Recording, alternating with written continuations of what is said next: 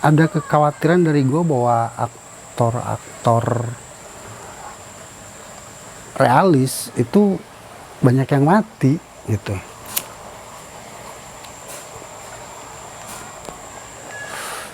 Kenapa banyak yang mati? Karena teater di Indonesia itu modelnya sekarang sedang apa istilahnya ya?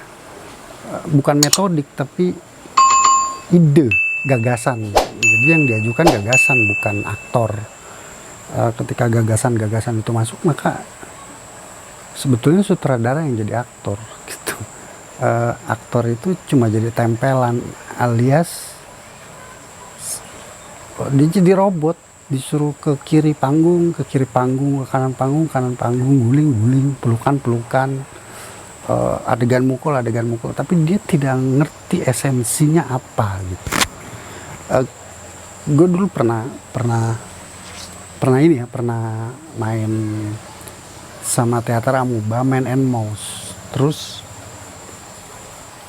gue nerima itu. Kenapa? Karena gue pernah kerja di Man and Mouse itu kan ruang permainannya di pabrik gitu. Dan gue pernah ngerasain itu. Bener-bener pernah ngerasain kerja di pabrik yang sebulan digaji cuma 600.000, potongannya 150.000 sendiri gitu. Terus kalau makan tuh dikasih makan nasi, terus dikasih makan sayur asem, tempe secuil, sama ada terinya sebiji 2 biji, terus sendoknya itu daun yang ada di sekitar situ, daun aja diambil terus dibuat nyarok makanan gitu. Jadi gue tahu bagaimana rasanya kerja di pabrik, dan itu kenapa gue ambil gitu peran itu. Jadi siapa waktu itu lupa gue, Man and Mouse. Banyak aktor juga sekarang yang dia cuma mau eksis aja, terus semua peran diterima tanpa dia pernah eksplorasi, minimal riset, minimal apa. Jadi yang riset ya bukan aktor, tapi yang riset itu justru sutradara segala. Kalau sekarang ada skenografi gitu, tapi aktornya sendiri udah jarang yang mau ngeriset kan aktor.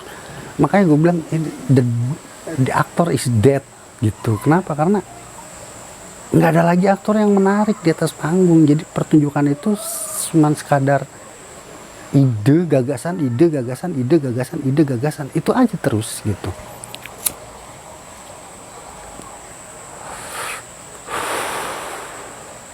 Kenapa sekarang orang pada mentas sekali terus bikin grup baru pengen jadi sutradara? Karena mentalnya tidak terdidik menjadi aktor. Sementara ketika aktor, banyak orang yang bukan cuma riset tapi turun gitu, turun langsung.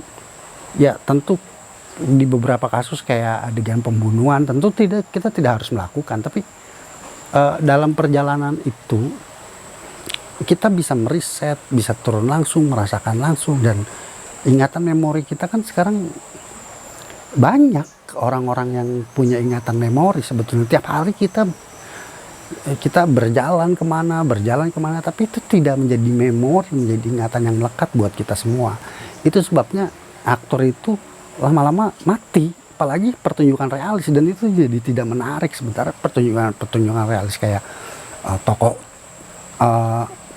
utai misalnya, itu sebetulnya banyak dilihat, tapi ketika memainkan menjadi tokoh utai, orang dialognya sedikit, gue nggak keluar banyak gitu. Padahal buat gue ketika jadi aktor akan lebih enak ketika dialognya nggak terlalu banyak, karena dengan tidak terlalu banyak dialog maka kita mampu menelaah satu persatu kalimat, satu persatu kata, dan terjemahin kata-katanya apa, kalimatnya apa. Itu yang menjadi menarik, dan kita bisa mendalami itu gitu. Dan orang tidak mau sekarang menjadi gue latihan lama-lama terus keluar sebentar, dialognya sedikit. Sekarang begitu. Jadi orang menjadi aktor juga mencari esensi aja gitu. Entah dia punya kepentingan lain, tidak ada lagi orang yang bermental aktor.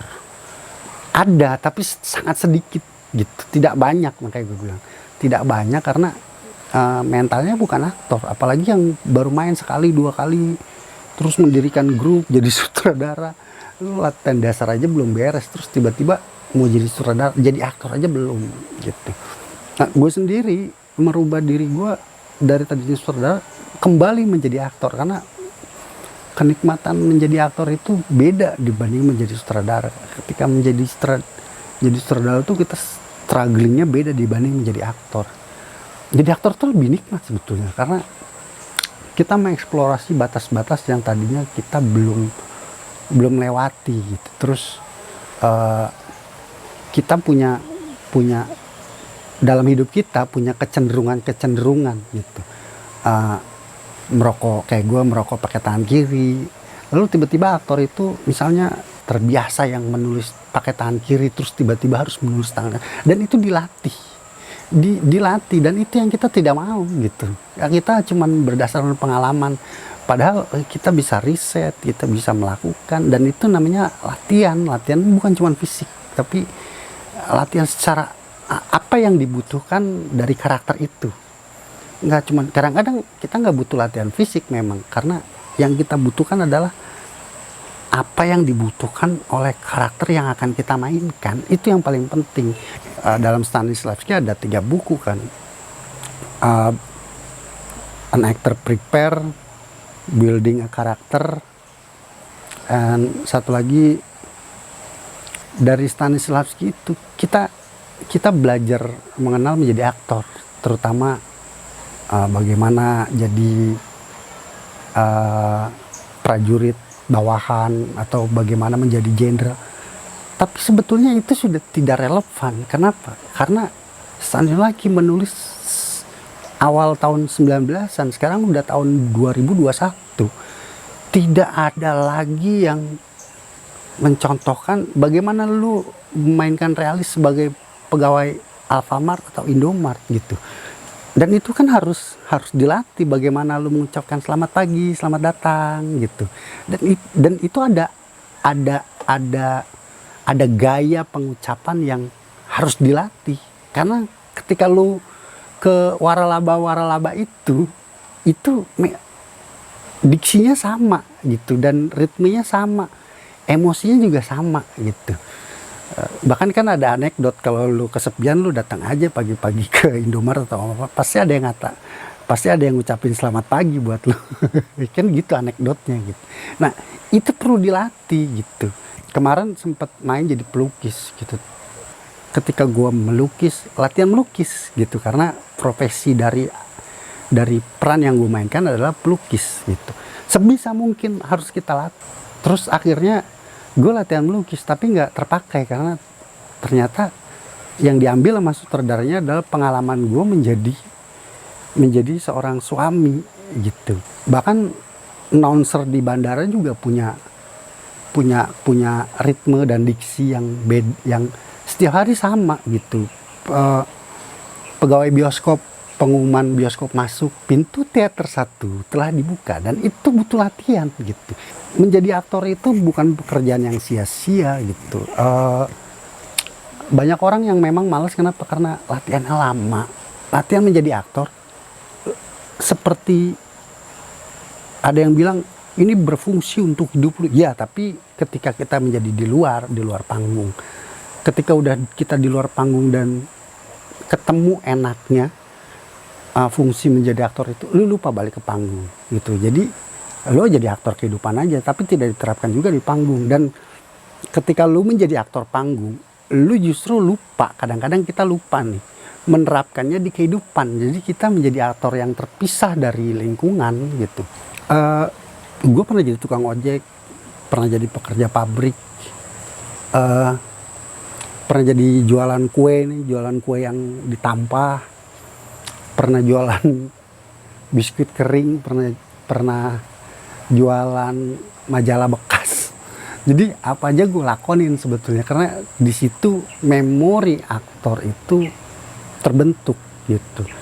Nah, ketika kita kesulitannya adalah kita kadang-kadang tidak menemukan peran yang tepat di situ. Jadi kita lost dikasih peran ini, dan itu tugas kita sebagai aktor. Mampukah kita memerankan itu? Jika jauh, terlalu jauh, minta waktu kalau memang kita mau ambil peran itu. Atau jika tidak, bukan sombong, tapi kita harus menolak karena itu terlalu jauh sama kita dan kita tidak punya waktu untuk memburu itu. Kalau kita punya waktu untuk memburu itu, metodik latihan di lokasi tempat latihan keliling, kehidupan gitu. Karena bagaimanapun aktor itu kembali ke masyarakat, karena hidup itu di masyarakat gitu. Jadi merepresentasikan hasil latihan itu kembalikan ke masyarakat gitu. Gue jadi pegawai pabrik, maka gue mengembalikan apa yang gue dapat di masyarakat ke panggung, karena itu merupakan pengalaman luar biasa gitu. Peran aktor itu untuk mengolah kehidupan yang menjadi itu hidup di atas panggung. Itu sebabnya pertunjukan sekarang itu lebih banyak sutradara ngomongin gagasan dan aktor itu menjadi tenggelam. Nggak banyak dalam artian aktor yang jadi aktor dan masih tetap melakukan itu. Gue pernah lihat orang melakukan latihan begini setiap hari, dan ketika dia bermain dan gue lihat mainnya, dia melakukan itu dengan ini penyakit kali ya dia begitu. Dan dia menciptakan penyakit itu, jadi kayak orang tremor itu diciptakan sama dia, dan dia menciptakan itu berbulan-bulan di latihan. Dia jalan ke pasar, tangannya tremor, dia naik bus kota, tangannya tremor, ada yang bantuin gitu. Itu yang seharusnya aktor-aktor lakukan, terutama aktor realis ya, karena aktor realis itu kadang butuh fisik yang bagus, kadang orang yang gendut yang nggak bisa bergerak. Nah, selain ketiga metodik dari Stanislavski itu, gue menciptakan satu lagi metode yang akan gue ceritakan nanti di video selanjutnya mungkin, yaitu how to branding a character. Bagaimana kita membranding karakter kita supaya muncul. Jadi jangan sampai latihan yang kita lakukan itu sia-sia, dalam artian tidak terlihat, atau bahkan mungkin terlihat tapi di atas panggung doang. Kenapa begitu? Karena pertunjukan teater sekarang itu bukan cuma dilihat 1 atau 2 hari pertunjukan, tapi orang-orang bisa melihat latihannya bagaimana,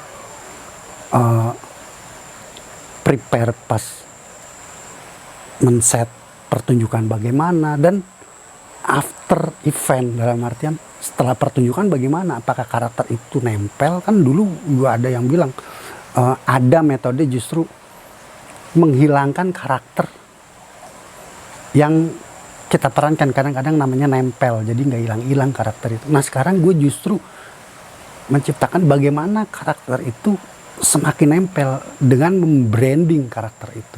Karena banyak grup yang sudah branding, oh ini grup realis, oh ini grup surrealis, oh grup absurd, tapi setiap pemain tidak pernah membranding karakter yang dimainkan. Malu-malu gitu. Mereka malu-malu kadang-kadang. Lu kerjanya apa? Pemain teater. Dianggap gak punya masa depan gitu. Padahal menjadi seorang aktor itu adalah sebuah kehormatan menjadi seorang aktor. Tidak semua orang mampu melakukan itu.